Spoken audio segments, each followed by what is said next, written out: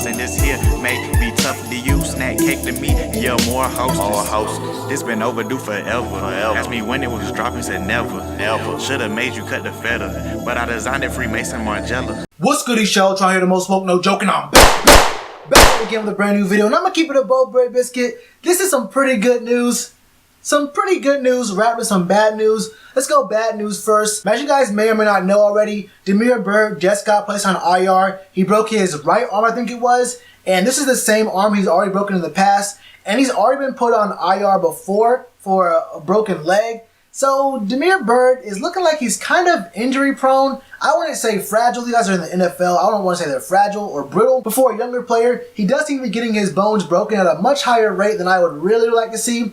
I mean, it's not an ACL, MCL kind of injury. It's not an Achilles injury or like a shoulder kind of thing, because you only want your corners to be able to use their arms and get around and whatnot. So it's not that serious. But having 3 bones broken in a matter of a few years is kind of alarming to me. We'll see how we go forward with him. I mean, as far as problems go for this team, kick and punt returning isn't even in the top 7, maybe not even the top 10, so it's not like we're really losing a ton. I mean, I like Damiere Byrd, but he's not even the top 7 or 8 receiving threat in the team right now, and it's not really a huge issue with our return game. That's not even the big problem here. So honestly, his absence isn't going to be a big hit to us, but I do hope we do retain him for the upcoming seasons because he is a good returner. It's just that him being on the field or not being on the field is not what's winning or losing us games at this point. But getting on to the good news, the Panthers just promoted cornerback Lorenzo up from the practice squad. I know you're thinking to yourself, okay, good, cool. We can see what this corner Lorenzo can do for us. Oh, one question though.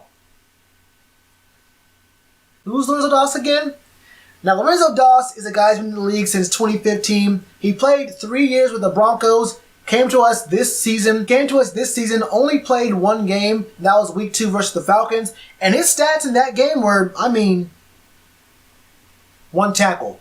And looking at his stats for the Broncos, he played that Super Bowl year in 2015, but he hasn't started a game in his career yet. Played 6 games in 2015, no stats.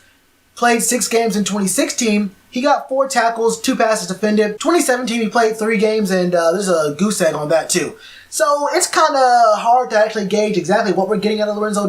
But if you've been watching my videos for a while now, you remember back in the preseason when I was talking about who should be making the team, who shouldn't be, around like week 3 of the preseason, and then after the 4th game, I was pretty upset that Lorenzo and Kenyon Barner, but we're not getting to that again. I was pretty upset that Lorenzo didn't get a spot on the team because I thought he looked really good, although it was against the 2s and 3s of other teams, but he had a lot of positives. He showed speed, he showed awareness, and I felt like he was looking really good for what we had out there. Obviously we had spots we needed to take care of as well, but I think Lorenzo kind of earned his spot on the team in the preseason. But it's kind of good to see that he's on the team right now. And it's going to be very interesting to see what we do with him and how the team reacts and that kind of stuff. Because in an interview, or was it an interview or it was a press conference just yesterday, Coach Rivera was asked both indirectly and then directly. It was like, look, the secondary's kind of getting toasted out there. They're getting burnt out there. And it's not looking all that great with Dante Jackson out there. Are we going to see the same guys out there? Or are we going to see some new fresh faces, see some of these younger guys get some reps, see what you have back there? And more than once, Coach Rivera used the phrase, we're going to stay the course. But that could be one of those half-truth answers where it's like, we're going to start the same guys, but they're going to be on a pretty tight leash. So I'll be on the lookout to see if Captain Munnerlyn messes up, if Corn Elder messes up. I don't see him replacing James Bradbury, honestly. But if those two have more than a few mistakes, just how soon and just how quick will Ron Rivera be, or Eric Washington be, to pull that leash in and say, all right, Lorenzo, what you got for us? Because we're in a stage right now where we could be winning, but we also want to see exactly what we have for right now, for the future. If this is a position we want to go out and look for in free agency, look for in the draft, or whatever we want to do, maybe we want to cut some guys or retain some guys, we have to find out exactly what we have on our team. And there's no better time than the present. I think a tight leash right now couldn't hurt anyone. It could hurt some people. It's people's jobs. But a tight leash right now can only help the team. We've been seeing what we've been seeing, and I think we are seeing most of what we're going to get. I think Lorenzo might do a pretty good job, and we're going to have a pretty decent matchup coming up. Honestly, it doesn't really matter. I think no matter who we're playing, it's going to be good to see exactly what we have in these younger guys, and these guys don't get a lot of reps.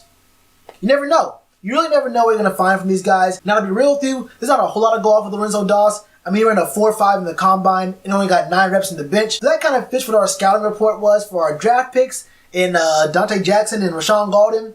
Fast guys, not really the strongest or the highest repping guys on the bench. I think 9 reps puts them at number 1 for those 3. But guys who are cerebral, can find the ball, and have good tackling form. So I think this is going to be a good look for us. But I don't know what you guys think. Should we start him? How tight should that leash be for Captain Munnerlyn and for Corn Elder? I mean, once again, should he start? Let me know in the comments below. And you already know what to do with that like button. Cheers to you, appreciate the chance. Been told y'all I been the man. Been told y'all I had the gift. Tell a friend to tell a friend. Real ones gonna recommend.